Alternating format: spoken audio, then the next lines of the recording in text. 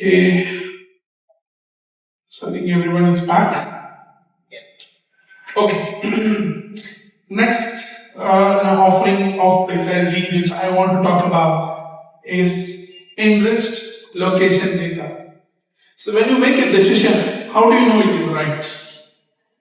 Or when you make a decision, what are those items that you take into consideration to make the decision? Let's assume for your tower planning or your retail outlet or experience store location, you would say whether the location is available to rent, whether it is accessible, or maybe how big is it, or how much rent it is, and stuff like that. Probably 3, 4. What we can help is to have 15 plus additional insights to help you to make a right decision. That's what we do. And we provide both data in an offline file format like CSV or KML or shapefile or tab file. And we also provide that as an API service. So that's the flexibility with resizing today. Now, what are the different types of challenges that the location data is going to address?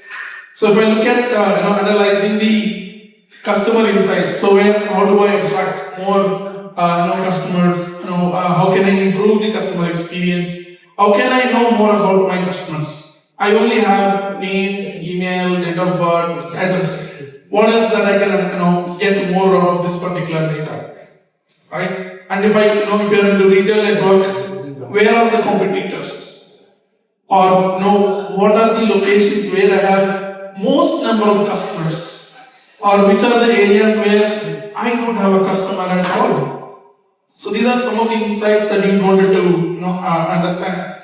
And when it comes to public sector, where you wanted to understand, how can I set up same scenario like similar to retail, right?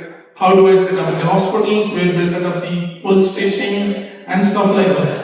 And a little more detail about customer insights to understand what kind of people live in this particular region. What are their economic conditions? What are their educational qualifications?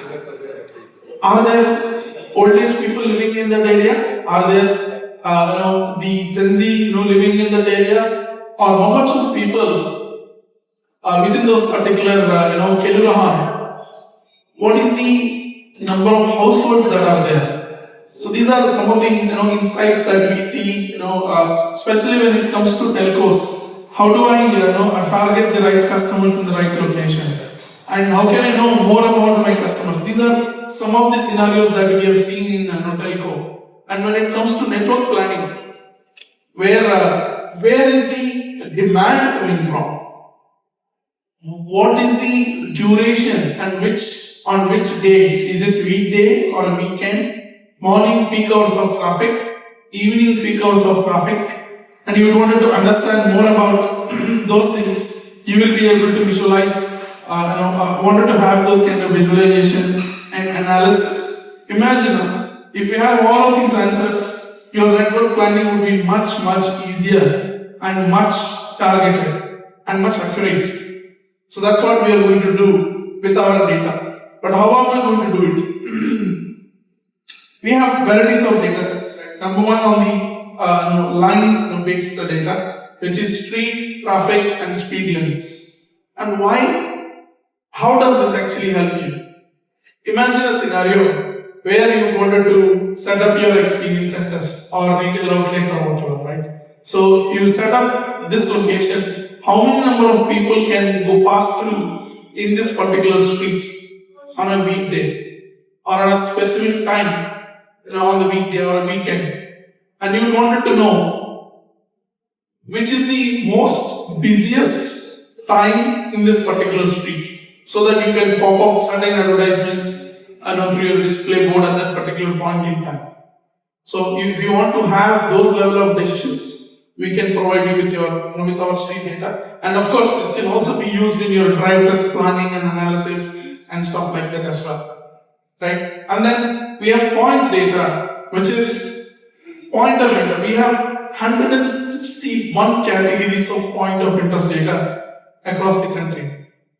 Especially when you want to plan for your bandwidth planning or your demand planning, to see which are the areas which requires more bandwidth at what time.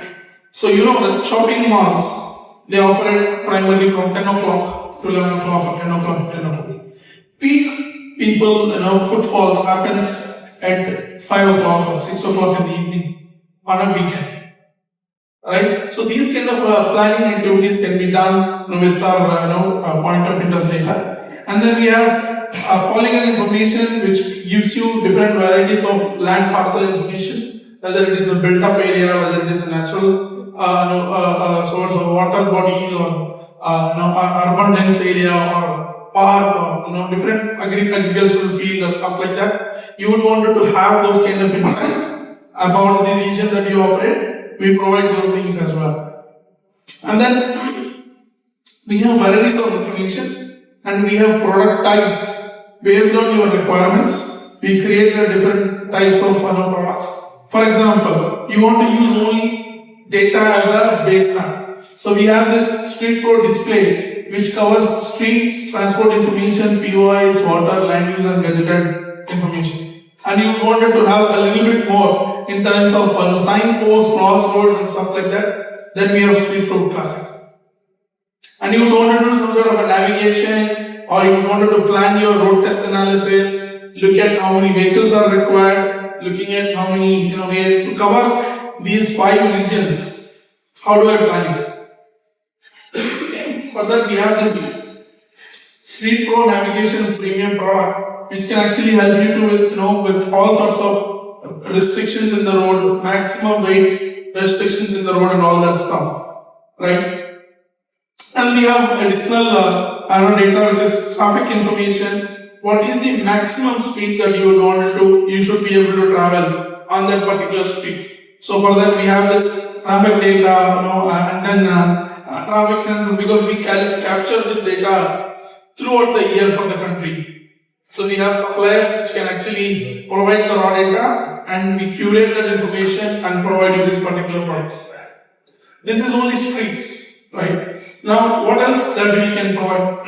We can provide address information for the entire country. We can provide varieties of boundaries, demographic boundaries, boundaries with demographic information, giving you visibility about the population, households, age bands, gender distribution with the 5-year interval. We can provide varieties of demographic data, associated with kilogram level boundaries. And then we also have a data which talks about the market characteristics, demographic characteristics. So within that particular boundary, what is the purchasing power looks like? What is the category that they belong to? Are they upper class people or thriving people, families with young couple, families with young kids, families with old age people, or people into agricultural business? So varieties of categories that we can provide you with, where you will be able to use this information, especially if you wanted to roll out a product. For example, you have a product which is primarily used by the people who are between 15 to 40, 45 years. And you would wanted to know in the entire country, what are all those kilograms which meets my requirement. So to have that kind of analysis, we will be able to help you with our demographics data. And then of course the point of interest, we have few millions of point of interest data for Indonesia, covering 161 categories of point of interest, with each point of interest point will have about 33 fields of information that we provide for our point of interest. And then streets we have seen a while ago. Now how does this help to understand my consumers? So if we are coming from going detail about the consumer level, for households we can have average number of people living in the house, marital status, ages, genders, ethnicities, their health, education, those kind of attributes that we can provide for a Kelurahan level, right? Average. And then if it is house, what is the house type? Whether it is a rented house or a own house, whether this location of this, some of the fields are not available for Indonesia. This is global data, right? And then we have income level, whether they have what is the purchasing power on a specific services. So if you are rolling out a new data product and you wanted to understand the people who live in this Kelurahan, will they be able to purchase this particular product? For you to analyze those things, you definitely need this kind of purchasing power information to understand that. So likewise, we have socio-economic conditions, this particular families that who live in that Kelurahan, and combination of all of these three, we have this predefined segmentation where we integrate 20 different types of data sets, combine it together and segment the Kelurahans by using this particular information. So again, we have other detail also. Same information can be used for different types of use cases. If it is for telco, for network coverage planning, customer analysis, and you want to do some sort of asset management with respect to the risk and stuff like that. And be it retail, real estate, financial services, especially from your business development team or marketing team wants to analyze the area and make informed decisions. No point throwing an ad in an area where the average income for that particular region is per month is less than $500 or $300. No point putting an advertisement about a new set-top box or a new Wi-Fi product, because they don't have this kind of purchasing power to buy that particular product. So to have this kind of detailed planning, we help with this particular. Now, what are those segments that we just discussed? Look at this one. For this, within this particular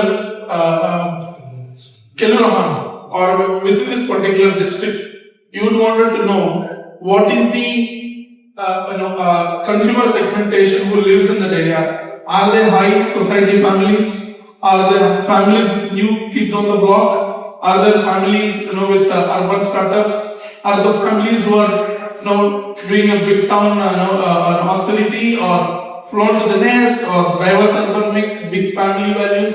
So we have these 40 plus categories of consumer segmentation that we have done by combining 20 plus data sets, which is demographics, purchase information, income level, house information, gender information, and then the house rental, whether they live in a rented house, own house, a house with a roof, a house with a concrete roof, or a house with a hut and stuff. There are varieties of data sets that we combine and created these consumer segmentations that only Precisely can provide.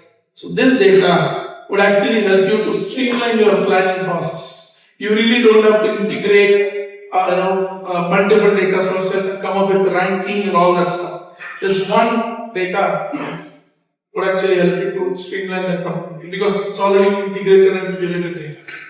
Right? And again, why Precisely is uniquely positioned to provide this data is because the data is global. Right? We provide this data for 140 plus countries, for varieties of data sets. The depth and details in the data varies from country to country based on the availability of the data and stuff like that. And all the data that we have is contextual based, where if you are looking for a planning standpoint for a telco towers, then the data that you would use is different. If you are using the same data that you wanted to use it for market planning, then it's slightly different, right? So likewise, we have these kind of things. And then accurate, because we extract the data from local suppliers and integrate with Precisely data, the information is too accurate to support your decision making. And the data that we provide can be integrated with any of the systems that you may have, because we provide the data in both API based and also an offline data set. So if you wanted to use this in your Power BI, you can always use this in your Power BI directly integrated. Or you wanted to use this in your ESRI or MapInfo or any other product, you will still be able to do that with this, right? And the data is accessible for any sort of visualization and analysis, right? And because we are talking about this data, because on day-to-day basis, you will be doing lots of planning. And if you wanted to make the decisions right, and you wanted to have more support to justify your decision, that's where our precisely data comes into the picture, right? Any questions before I move on to our geospatial Lima? Yes, sir. How fast you can update the data, because you know the data from the statistic of clinical sets, right? So how fast you can update, like if I want to get the length of the human being file, and how fast you can update the data from the last opening? Yeah, so statistics department captures the census probably every 5 years, 10 years. 10 years. Yeah. So what we do is we are not dependent on statistics department. So we take one base data and we use the country's mortality rate into the consideration, and we use we have our own statisticians who have models to create those kind of data updates for demographics data alone. But if it is point of interest, we do update for demographic data is once in a year. Update for POI data happens every 3 months or maybe lesser. So whenever there is a significant volume of POIs, for example, today the McDonald's is in this location, but it moved to a different location next month. So what we do is we collect all this information, and if the volume is significant, then we push it for every quarter. Sometimes we have released every month also. Depends upon the number of volumes of changes that happens in POI. Street network, we do it twice in a year. Street network, right? And then the consumer segmentation data happens once in a year. So different data sets have different intervals of refresh. If it is point of interest data, then it is much faster in terms of data refresh. Sir, apologies. It is Indian. You said that will like modeling how many people that die, how many people get birth. So because of the accuracy between your model with our current number of population. Have you ever compared that value? Thank you. To be honest, we have not compared that with the current statistics, but we have been publishing this data for almost 2 decades, and our data has been almost meeting the statistics of the government that we have done. But we cannot take statistics data as a base also, to be honest. How do you know that it is correct? Right? But we have taken that scientifically. We do our own surveys. When I say we, means our data aggregators. They do their own surveys in order to capture this particular information in a random sampling mechanism, just to make sure that this Kellogg's data or this particular area, number of households and stuff like that. We do our own surveys every year to make sure. That's why it takes once in a year to update or publish the refreshed data source. But this is primarily being used by a lot of retail organizations, so that it is giving them accurate results. So we believe that it is meeting the Indonesia standards of statistics. Yeah. And we are not the only company which is doing this. We work with 20,000 data companies. We capture all of that data, and we have our own way of processing it, validating it, and once it meets our standard, then only we will release it. If it doesn't meet the certain categories of testing, we will not release the data. Be it demographic data or point of interest data, street data, and all of those things. Yeah, so that's the approach that we carry. So yeah, so that's about location, enriched location data.